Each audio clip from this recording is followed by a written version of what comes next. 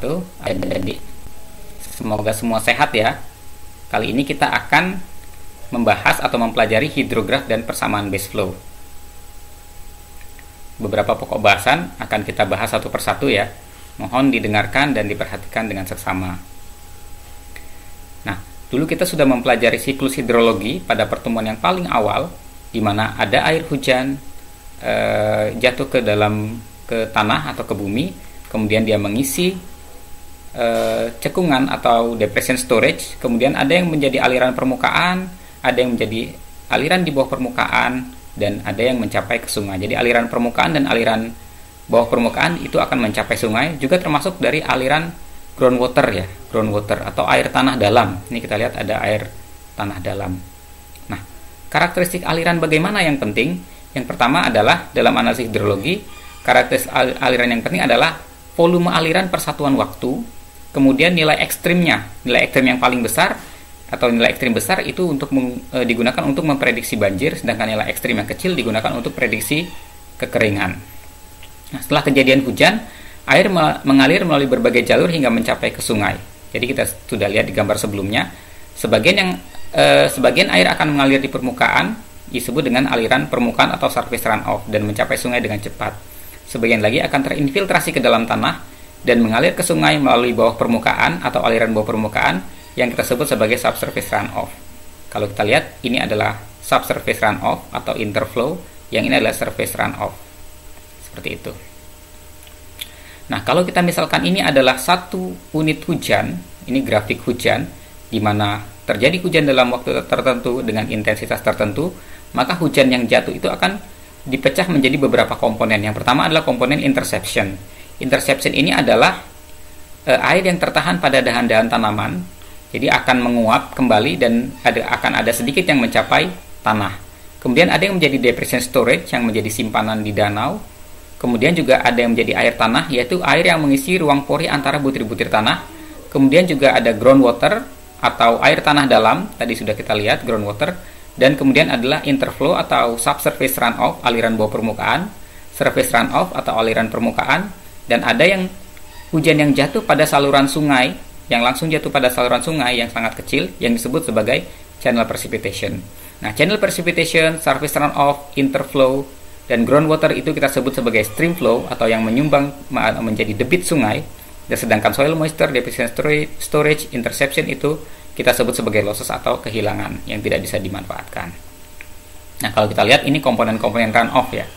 Komponen runoff meliputi channel precipitation, surface runoff, subsurface runoff, dan groundwater flow.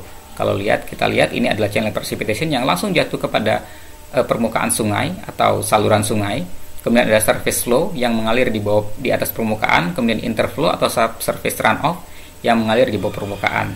Nah, groundwater flow juga bisa mengisi sungai atau memberi sumbangan air kepada sungai apabila muka air tanah dalam atau groundwater table itu berpotongan dengan dinding sungai.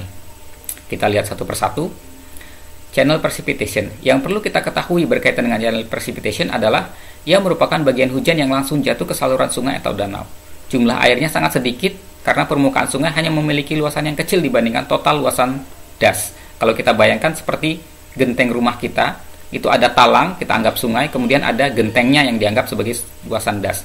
Air yang jatuh pada talang itu sangat kecil, sehingga alirannya kalau misalkan hanya mengandalkan aliran air yang jatuh pada talang itu kecil, tetapi ketika genteng itu menyumbang banyak air kepada talang, maka ia akan menjadi aliran yang besar. Nah, channel precipitation bisa bernilai signifikan apabila das memiliki danau yang besar atau reservoir besar seperti dam atau embung. Sedangkan volumenya bisa dihitung dengan tebal hujan dikalikan dengan luas permukaan saluran sungai. Nah, mengenai runoff, yang perlu kita ketahui berkaitan dengan surface runoff adalah surface runoff adalah aliran permukaan, atau aliran permukaan adalah air yang mengalir di permukaan karena gaya gravitasi. Jadi dari tempat yang tinggi ke tempat yang rendah, naturalnya air akan mengalir ke tempat yang rendah. Pada awal kejadian hujan tidak terjadi runoff karena adanya infiltrasi dulu. Air masuk ke dalam permukaan tanah, ke bawah permukaan tanah. Nah, ketika kapasitas infiltrasi menurun hingga lebih kecil daripada intensitas air hujan, maka air mengalir di permukaan dan mengisi cekungan-cekungan. Lalu kemudian mencapai anak sungai. Nah, ketika aliran-aliran itu sudah mencapai sungai, maka aliran sungai akan bergerak ke muara atau das outlet ya, atau muara. Kemudian laju aliran permukaan tergantung pada apa? Yang pertama adalah permeabilitas atau konduktivitas hidrolik tanah. Jadi semakin dia gampang meloloskan air, tanahnya itu semakin gampang meloloskan air, maka aliran permukaan akan sedikit karena air akan banyak masuk ke dalam permukaan tanah atau terinfiltrasi.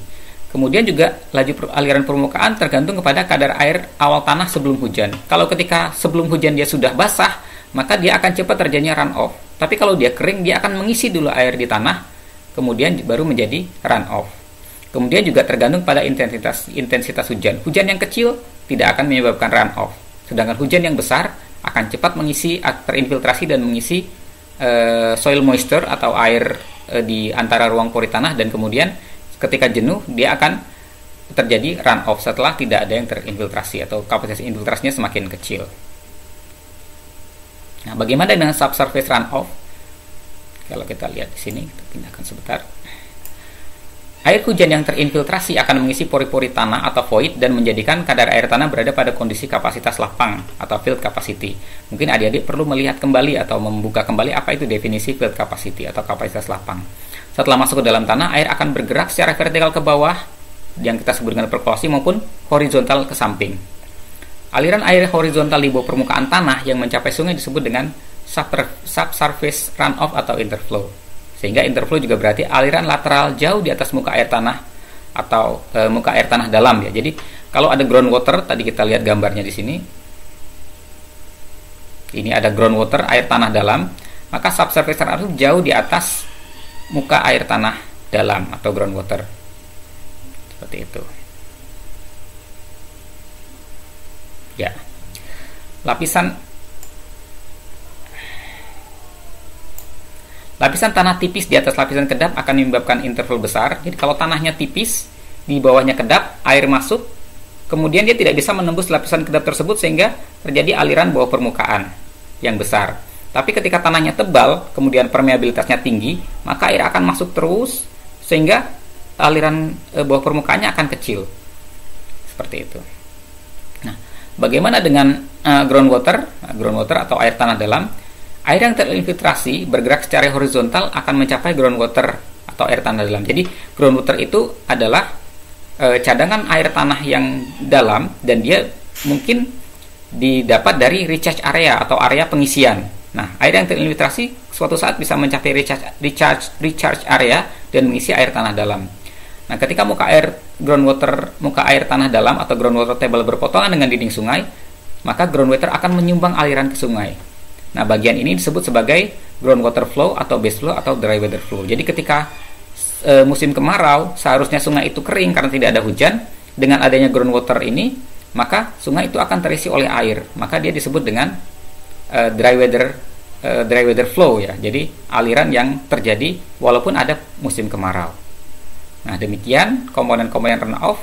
Silahkan dipelajari kembali atau dibuka kembali. Nanti kita akan lanjutkan pada bagian berikutnya.